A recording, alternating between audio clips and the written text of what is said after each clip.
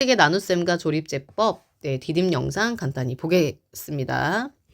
네, 오늘의 주제는 다항식의 나눗셈인데요. 다항식의 나눗셈에 앞서 우리가 이미 그 초등학교 때 배웠던 그 나눗셈을 먼저 좀 해보겠습니다. 164라고 하는 숫자를 12로 나눠볼게요. 그러면 12, 1, 12 그러면서 위에서 아래에 있는 식을 빼죠. 빼면 여기서 4가 되고 그 다음 여기는 4가 내려와서 44, 그 다음에 12 곱하기 3은 36 해서 위에서 아래에 있는 숫자를 빼게 되면 이제 36이니까 8이 될 거예요. 그러고 나서 더 이상 나눗셈을 진행할 수 없죠. 나머지에 해당하는 요 8이라고 하는 숫자를 보면 지금 여기 나누는 수에 해당하는 12보다 작기 때문에 더 이상 나눗셈을 이제 딱 마무리가 된 거죠. 할 수 없고. 그죠? 그럼 이제 이러한 내용을 이제 정리를 해보면 결국 나누는 수랑 나머지의 수의 크기를 비교를 하면 나누는 수가 더 크게 되면은 이제 나눗셈이 끝나요. 그죠? 그런 것처럼 다항식에서도 이제 요게 그대로 적용이 되는데 어떠한 방식으로 되냐면 다항식에도 나누는 다항식이 있을 거고요. 어떤 그 절차를 통해서 나머지에 해당하는 다항식이 있을 텐데 다항식은 우리가 크기를 잴 수가 없기 때문에 어떻게 할 거냐면 차수를 비교를 할 거예요. 그래서 나누는 다항식의 차수와 나머지 다항식의 차수를 비교했을 때 나누는 다항식의 차수가 크면 이제 나눗셈이 딱 중단이 되는 거죠. 그래서 그러한 방법을 적용해서 나눗셈이 어떻게 되는지 한번 보겠습니다. 설명을 먼저 읽어보겠습니다. 교과서예요. 다항식의 나눗셈은 각 다항식의 차수가 높은 항부터 낮은 항의 순서로 정리한 다음 자연수의 나눗셈과 같은 방법으로 계산한다 라고 되어 있죠.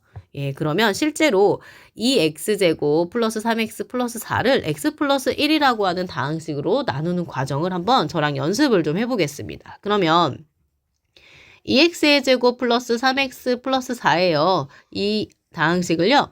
x 플러스 1로 나누어 볼게요. 그럼 이제 어떻게 해야 되냐면 먼저 요 i를 이렇게 보시면 여기가 2x제곱이거든요. 그래서 여기 앞에 다항식, 나누는 다항식에 최고차 항을 좀 보세요. 그러고 났을 때 여기 2x제곱을 만들어야 돼요. 그러면 뭘 곱해야 되냐면 2x를 곱해야 되죠. 쓸 때 이 차수 맞춰갖고 써야 되겠죠. 그래서 여기에다가 2x를 써요. 그래서 여기 있는 다항식과 여기 있는 다항식을 곱해서 이제 여기에 쓸 거예요. 여기에. 그럼 해볼게요. 그러면 2x의 제곱 플러스 2x가 되고요. 그 다음에 숫자 다항식과 마찬가지로 어떻게 하는 거냐면 위에 있는 식에서 아래에 있는 식을 빼서 계산을 할 거예요. 그러면 여기 x만 남겠죠? 그러고 나서 여기가 4가 내려오고 더하기죠. 그 다음에 다시 한번 이번엔 여기에 집중을 해보겠습니다. 그래서 여기 지금 현재 x예요. 그래서 x를 이렇게 요거랑 맞춰주려면 그냥 그대로 가야겠죠. 1만 곱하면 될 것 같아요. 그래서 x 플러스 1 이렇게 되고 위에 있는 다항식에서 아래에 있는 다항식을 빼면 3이 돼요.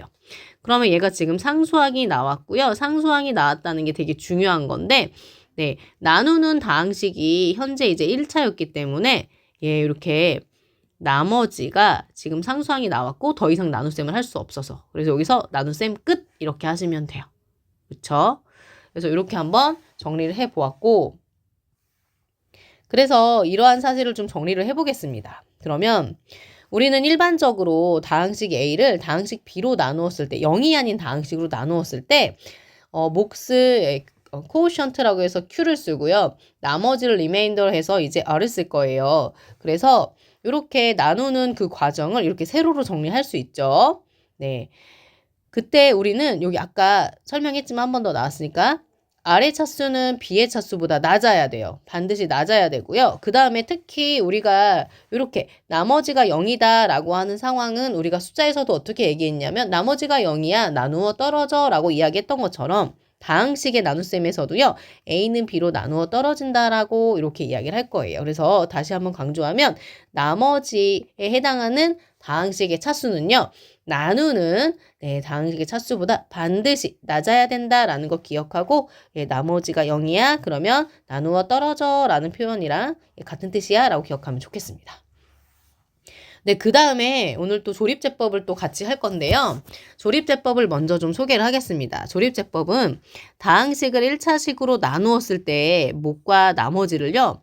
우리가 방금 했던 그런 절차가 아니라 다항식의 각 항의 개수를 이용해서 간단히 구하는 방법이에요. 그래서 방법을 한번 소개를 해보겠습니다. 그럼 일단 여기를 보면 이렇게 2x 세제곱 마이너스 3x 제곱 마이너스 7x 플러스 4라고 하는 다항식이 있어요. 그래서 얘를 어떻게 쓰냐? 최고차 항의 개수부터 쓰는 거예요. 2, 부호도 같이 갖고 옵니다. 마이너스 3 2차, 마이너스 7 1차, 그 다음에 이렇게 상수항을 써요. 만약에 예를 들어서 여긴 2차식이 만약에 없었다라고 하면 2차식의 자리에는요. 반드시 0을 써줘야 됩니다. 그래서 빠짐없이 채워줘야 되고요. 그 다음에 어디를 주목하냐면 여기 x-3으로 나눌 거예요. 이럴 때 x-3 나누는 다항식을 0으로 만드는 숫자를 가져올 거예요. 그 숫자가 뭐예요? 3이죠. 그래서 요 3을요. 여기다 쓸 거예요. 그래놓고 이제 이렇게 니은자를 그려놓고 시작을 하겠습니다. 그래서 이제 먼저 무엇을 해야 되냐면 얘를 이렇게 내리세요. 내려. 그러면 2가 되죠. 이렇게. 그 다음에 무엇을 하냐면 이렇게 3과 2를 곱해요. 그러고 여기다 쓰는 겁니다. 그래서 3하고 2를 곱하면 뭐가 돼요? 3 곱하기 2는 6이에요. 그 다음에 위에 있는 숫자와 아래에 있는 숫자를 어떻게 할 거냐? 더합니다. 그래서 여기가 3이 돼요. 그 다음에 이제 아까 했던 걸 한 번 더 할 거예요. 이번에 3과 여기는 3을 곱해서 여기다 쓸 거예요. 그러고 나면 3은 9가 되죠? 그 다음에 또 뭘 할 거냐면 네, 더 할 거예요. 마이너스 7과 9를 더해 보겠습니다. 그럼 뭐가 돼요? 2가 되죠? 그 다음에 한 번 더 해요.